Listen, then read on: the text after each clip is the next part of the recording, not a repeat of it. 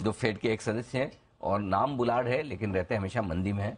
तो बुलार्ड साहब क्या कह रहे हैं सर, फेड के जो सदस्य हैं और उनसे क्या कुछ फर्क पड़ने वाला है? उन्होंने लास्ट फ्राइडे को मार्केट से ला दिए जब उन्होंने कहा कि एक बात अच्छी है कि वो वोटिंग मेंबर नहीं है। अच्छा। इस साल वो बोर्ड पे हैं बट वोट उनका नहीं आता है, बट इन्फ्लुएंशियल। ये शक्ल दिख रही है जी, दिखते तो बड़े शरीफ है एकदम नहीं?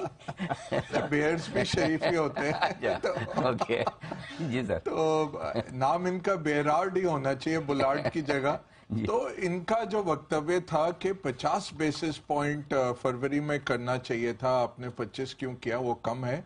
और मार्च में भी मैं कहूंगा, अब 29 दिन रह गए हैं उनकी मीटिंग के लिए, तो अभी भी लगभग 1 महीना है हमारे सामने फेड की अगली बैठक के लिए। बोले 50 बेसिस पॉइंट मार्च में मैं तो कहूंगा करना चाहिए। कारण क्या है कि इकोनॉमी बुलंद है, इकोनॉमी तेजी से बढ़ रही है, आपको कहीं स्लो डाउन नहीं दिख रहा है, तो रेट बढ़ाने पड़ेंगे इन्फ्लेशन को काबू में करने के लिए, नहीं तो बाद में खर्चा ज्यादा होगा अगर इन्फ्लेशन बेकाबू हो गई उसको बिठाने के लिए।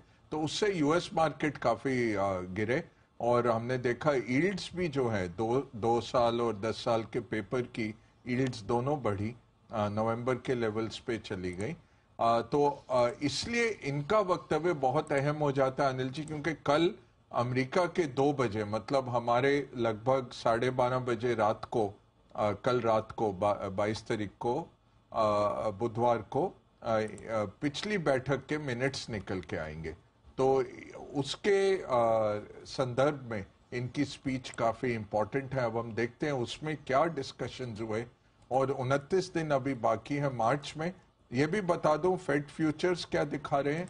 फेड फ्यूचर्स अभी दर्शा रहे हैं कि मार्च में 82% चांस है 25 बेसिस पॉइंट का, 18% चांस है 50 बेसिस पॉइंट का, 0 का 0 हो गया। तो मतलब होना है, तय है रेट हाइक। मई की बैठक देखें, उसके बाद 3 मई को अगली बैठक होगी, उसमें लगभग 75% चांस है एक 25 बेसिस पॉइंट और होने का। जो जून में 0 चल रहा था वो भी अब 50% का चांस आ गया है जून में एक और रेट हाइक का।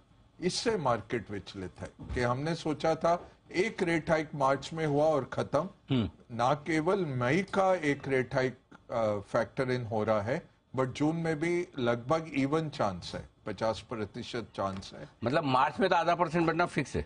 नहीं, 25 82% है 25। हाँ, मार्च में 25%। उसके बाद नेक्स्ट होगी अपनी मई 3 मई को, वहां भी 25 लगभग तय हो रहा है। कम से कम ये कि 50 से 25 पे तो आ गए जी, लेकिन अभी बढ़ना बंद हो रहा है, ये अभी दिख नहीं रहा। जून में लास्ट है एट द मोस्ट। हमें लग रहा था मार्च लास्ट है, अब मई लास्ट बन गया है। एक छोटी सी प्रोबेबिलिटी है कि जून में भी शायद बढ़ना पड़े। इससे क्या तय हो जाता है, अप्रैल में आरबीआई 25 बढ़ाएगा अनिल जी। जो आपके बैंक्स गिरे हैं वो उसके लिए ही गिरे हैं कि आरबीआई विवश हो सकता है, रुपया संभलने में नहीं आ रहा, तो फ्लोस को काबू में करने के लिए शायद आरबीआई को अप्रैल की बैठक में बढ़ाना पड़े, क्योंकि यूएस रुकते नहीं दिख रहा। ये बात सर, ये तो फिर अगर जून तक बढ़ाते रहेंगे आप, तो फिर आप बोलेंगे कि इस साल के अंत तक भी घटने का तो भूल जाओ। हाँ। फिर अगले साल के मिड तक चले जाएगा। मतलब भाई जहां रुकेंगे 6 महीने तो बिताएंगे वहां पे, बिल्कुल करेक्ट, और उसके बाद काटना शुरू करेंगे तो मामला आगे आगे आगे टलता जाएगा। और देखिए इकोनॉमी बढ़ रही है ना, जो एटलांटा का नंबर। ये पावेल साहब की नौकरी कब तक है, चेयरमैन कब तक है? 2 साल है उनका, 2 सिक्योरिटी है। लंबा है सर, कुछ नहीं कर सकते, जाने दीजिए। नहीं, एक झटका आने वाला है, वो यूएस की डेट सीलिंग। ये जो अभी क्या कर रहे हैं जेनेट येलेन, जो उनकी वित्त मंत्री हैं, उन्होंने पैसे रखे हुए थे, अब वो सिर्फ और नहीं ले सकते डेट मार्केट में, वो सीलिंग आ गई है। वो तो सर बार बार हर बार होता है, फिर वो करवा लेते हैं। ओबामा के टाइम जब इन्होंने लंबा खींच लिया 20-25 दिन गया था ना उसमें। और उस टाइम रेटिंग गिर गई थी, AAA रेटिंग जो थी अमेरिका की गिरी थी।